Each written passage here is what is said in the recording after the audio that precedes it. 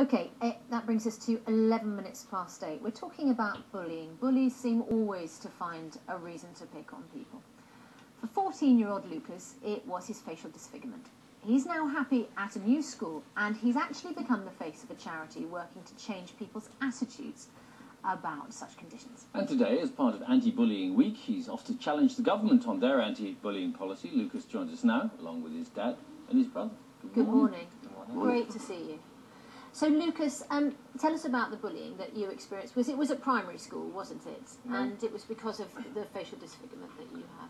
Yeah, most of the bullying that I've had through my life was at primary school, and I was often kicked and punched and called cruel names like Pig Nose, Elephant Man, things like that. That's terrible. I mean, bullying is one thing, and physical violence is quite another. So, and both terrible. But what happened when you went to teachers and said, you know, this is happening to me? Well, usually I was kept in and they let the bullies carry on playing. So you felt like you were being punished a bit further? Yeah, sort of. And they just told the bullies to stay away from me. And as time went on, I just became more and more isolated. Leighton, seems an extraordinarily inadequate way to deal with such a problem. I think as parents, we didn't know the extent of the problem. I mean, to us, Lucas is perfect. He's fine. No problem at all. And then when we have the problems starting to arise, we tried to sort it out with the teachers, but I don't think that they really could get a grip on it. It was a bit more than the average sort of incidences that you find in schools. And I know that, Lucas, you're now working on anti-bullying initiatives and you're also working with Changing Faces. Yeah. But can you tell us a little bit about what happened when you were born? Obviously, your dad can probably tell us a bit more about that, but tell us about, I mean, I hate even to call it a facial disfigurement. It's a strange way of describing it, but we have to be honest about, you know, the reason behind this bullying. Well, what happened was before I was born, I had a midline problem, and so my fetus didn't develop properly. Right. And I was therefore born with a dip in the middle of my nose. Okay. And yeah, I've had surgery to. Yeah. And how do you feel about your appearance and your face? I'm quite happy with the way I look. I think other people are just the main problem that I'm having. It's their problem, not mine, because I'm absolutely fine with the way I look. I've been bullied by other people who can't cope with the way I look. Yeah. Morgan, have you witnessed your brother being bullied at school in the past? Yeah, I remember when I was about 4 or 5.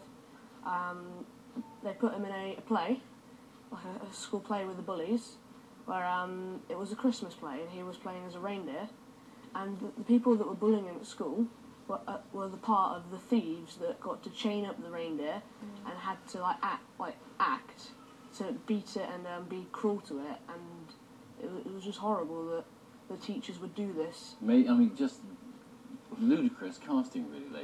Yeah, exactly. Yeah, it shows that people don't understand, do they?